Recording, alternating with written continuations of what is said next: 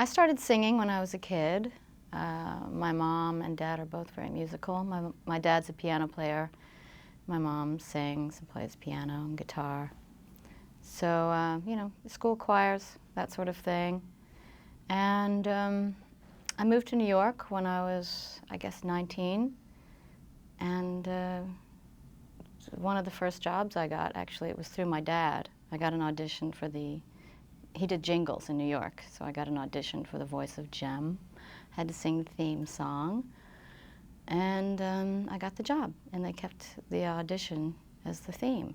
When I told them I'm moving to New York to be a rock star, singer, whatever, they weren't, you know, that excited. Figured I'd outgrow it. So when I got a real job, they were very pleased. Yeah, although my dad was very supportive, actually, and he got me the audition, so yeah. I learned a lot doing the singing for Jem. They really pushed me to sing extremely high. So I didn't know I could do that sort of thing, but when you're hired and you're in the studio and, okay, hit that note, okay, I'll do it. Yeah, and just being in the studio, really, it was great for future projects I did, making records, and just being used to singing in the studio, headphones, that sort of thing.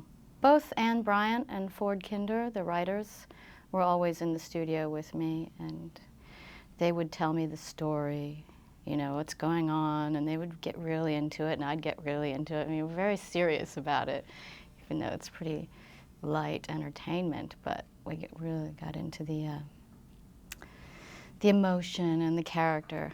The recording sessions for the songs were they went by pretty quickly. I would do usually 2 or 3 songs, you know, per episode. Usually it would take half an hour per song, maybe in the beginning an hour, depending on how many high notes I had to hit. But it was fun, you know. They would play me the song on the piano, sing it. That was it. The singing voice for Pizzazz of the Misfits was Ellen Bernfeld, and she also sang, the same group of singers did the vocals for the Holograms and the Misfits, the backing vocals, and she was in both of those. So I was the only person that just sang one voice. But I would see them in the studio, yeah. But I didn't actually sing with anybody else. Samantha Newark and I have never met. We have emailed, I think once or twice. Yeah, that's it. And I have yet to see her. I know she's on the first DVD, right? So my mother just bought that for me for my birthday, so I'll have to, I haven't watched the behind-the-scenes stuff yet. I watched a few of them. You know, at the time I was, you know, 20, 21, so I had a busy nightlife schedule. So often I'd wake up too late to watch it. I taped a couple of episodes and watched them at the time, yeah. Oh, I thought it was a riot. It was fun, you know. And I had a little brother at the time. I guess he was like 5 or 6, and he was very excited about it. I was very popular with his little friends, who are all grown up now. Jem was my main job for a few years, and toward the end, I did get a job. I got an acting job in a movie called Satisfaction, just toward the very tail end. And while I was filming that, I had to fly to Atlanta to do the last few Jem episode songs. Well, singing for Jem really gave me a lot of confidence and experience in the studio. So I think that, yeah, it allowed me to pursue things and to think that was it was a doable career, music, being a singer. It was good for me. I play bass in a band called Luna, and I sing backing vocals with Luna, and the occasional duet. And it's, well, Luna's been around for at least a little over 10 years. I joined about 4 years ago. It's kind of a critic and musician's favorite band.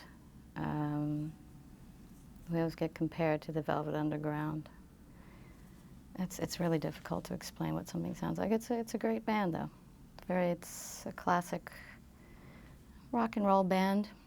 People have requested that Luna do a Jem theme, and we don't. I don't know.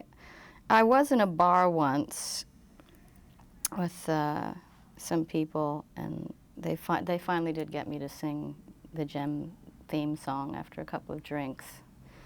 So, and then they joined in. I think that was one of the only times.